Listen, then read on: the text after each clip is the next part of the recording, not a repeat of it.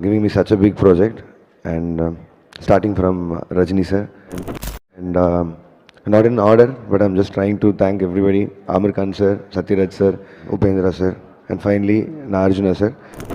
I don't have to say anything. The film is getting released on August 14th. Please do watch it, and then thank you all. Thank you so much.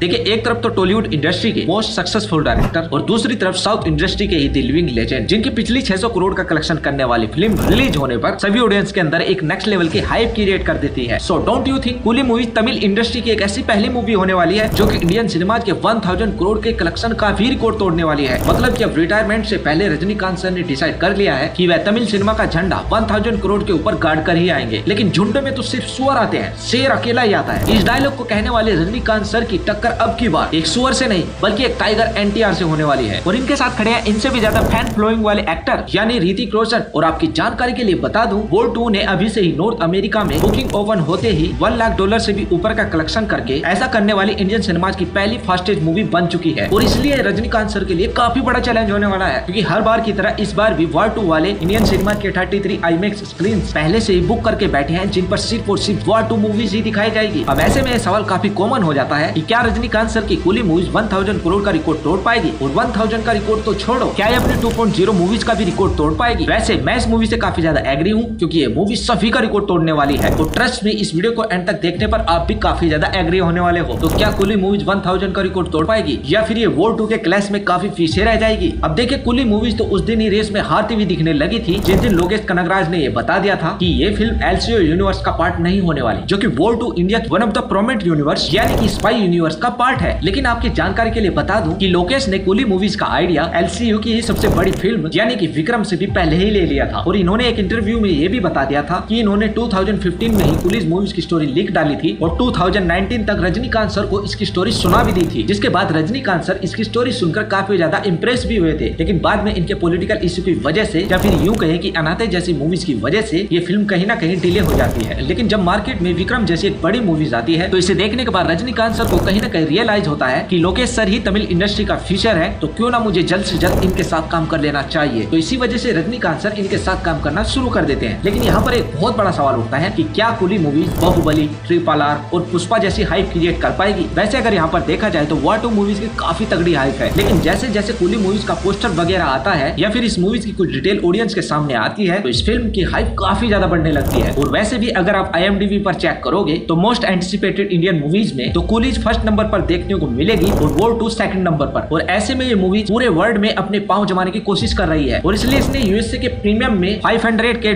का collection भी कर लिया है। और शायद इसी वजह से जूनियर एनटीआर के घर में घुसकर रजनीकांत सर की कूली मूवीज काफी ज्यादा तबाही मचाने वाली है। क्योंकि आपको याद दिला दूं कि रजनीकांत सर की 2.0 जैसी मूवी भी तेलुगु इंडस्ट्री में हाईएस्ट डब फिल्मों में से एक रह चुकी थी। और यहाँ पर कूली मूवीज की मार्केटिंग भी बड़े यूनिक तरीके से की जा रही है। मतलब कि अमेज़न के साथ डील करके लोगों के घर पर पैकिंग के तौर पर इनके मूवीज पोस्टर वाले बॉक्स भेजे जा रहे हैं। मतलब कि आप समझ सकते हो कि ये इंडियन इंडस्ट्री की एक ऐसी पहली मूवी होने वाली है जो कि अमेज़न के साथ कोलैब करके अपनी मार्केटिंग कर रही है। और इस बात को आप भी नोटिस करो कि अगर आपके सामने कूली मूवीज की कोई पैकिंग आ जाए तो आप तो इस फिल्म को देखने पर खुद ही मजबूर हो जाओगे। अब यहाँ पर लोकी ने इस फिल्म की हाइप बढ़ाने के लिए ये भी बता दिया था कि इस फिल्म का शूट IMAX कैमरे से किया जा रहा है। और इस बात से क्या फर्क पड़ने वाला है, क्योंकि वॉर 2 वालों ने पहले से ही ऑल 33 IMAX स्क्रीन हायर किए हैं, वो भी पूरे 3 हफ्तों के लिए। लेकिन इसके बाद भी लोकेश सर से जब 1000 करोड़ वाला सवाल पूछा जाता है तो लोकेश सर जवाब देते हैं कि मुझे 1000 करोड़ की नहीं पड़ी है, मुझे तो सिर्फ अपनी ऑडियंस की पड़ी है, कि अगर वो इस मूवी को देखने के लिए 150-200 रुपए खर्च करते हैं तो उन सभी के पैसे बेकार नहीं जाने चाहिए।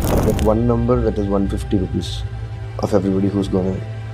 वेल हाँ, ये मूवी सच में सबका पैसा वसूल करने वाली है, क्योंकि रजनीकांत सर के सभी फैंस के एक्सप्रेशंस को देखते हुए मुझे इस बात का अंदाजा जरूर हो गया कि ये मूवी पूरी साउथ इंडस्ट्री को सिंगल हैंडली डोमिनेट करने वाली है। क्योंकि इसका सबसे बड़ा रीजन है जिसके बारे में मैं ऑलरेडी आपको बता चुका हूँ। लेकिन क्या ये सिर्फ और सिर्फ साउथ इंडस्ट्री को डोमिनेट करके ही 1000 करोड़ के कलेक्शन को बीट कर सकती है? तो ऐसा तो पॉसिबल नहीं है, क्योंकि इसके लिए तो इसे पूरे हिंदी सिनेमाज को भी बीट करना पड़ेगा। और ऐसा नहीं हो सकता क्योंकि हिंदी सिनेमाज में ऑलरेडी वॉर 2 खूंटा काट कर बैठी है। तो देखिए, हिंदी सिनेमाज में बिना कोई रिस्क लिए, मतलब कि वही अपने पुराने फॉर्मूले को अपनाते हुए लगभग 3 घंटे की स्टोरी में भरपूर एक्शन के साथ वॉर 2 मूवी आ रही है। अब स्पाई यूनिवर्स की जो सबसे पहली बजट मूवी थी यानी कि टाइगर, उसने भी 466 करोड़ का कलेक्शन किया था, लेकिन वॉर मूवी ने 475 करोड़ का कलेक्शन करके सबका रिकॉर्ड तोड़ दिया था। तो ऐसे में आप अंदाजा लगा सकते हो कि वॉर 2 मूवी आने पर किस किस के रिकॉर्ड तोड़ने वाली है। और अगर इधर बात करें कूली मूवीज की, तो एक मास मसाला सीरियस मूवी और एक्शन एंटरटेनर मूवीज होने वाली है। और लोकेश कनगराज की पुरानी सभी मूवीज इस फॉर्मूले पर काफी ज्यादा हिट रह चुकी है। और रजनीकांत सर की उनकी 171 मूवीज में से एक ऐसी पहली फिल्म होने वाली है जिसे ई सर्टिफिकेट मिल चुका है। इनफैक्ट ये मूवी वॉयलेंस और किलिंग सीन से भरपूर मूवी है। और इस तरह की एक्सट्रीम वॉयलेंस वाली मूवीज यानी किल, मार्गो और एनिमल मूवीज को हम कैसे भूल सकते हैं। वेल, लोकेश सर ने रजनीकांत सर को जब इस मूवी की स्टोरी सुनाई थी तो रजनीकांत सर ने भी इस मूवी से वॉयलेंस कम करने को बोला था, लेकिन लोकेश सर ने इन्हें भी कन्विंस कर लिया था और कहा था कि वॉयलेंस को लेकर कोई भी कॉम्प्रोमाइज नहीं होगा।